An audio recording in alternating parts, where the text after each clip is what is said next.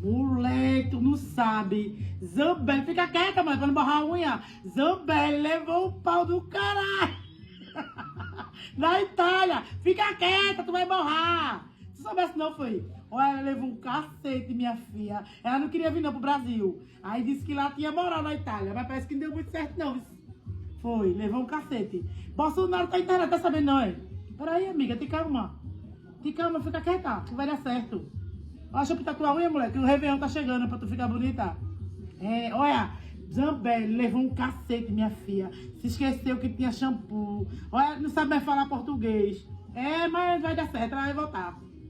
É, braba. Com revólver na mão, minha filha, braba. As presidiárias de lá deu um pau da molesta, foi. É bom ela aqui na coluna, bom pastor. Vai dar certo pra ela. Vai, não tem tempo não. Esse ano agora tem eleição, 2026. E Lula vai ganhar de novo. Vai, mulher, fica quieta pra não borrar a unha.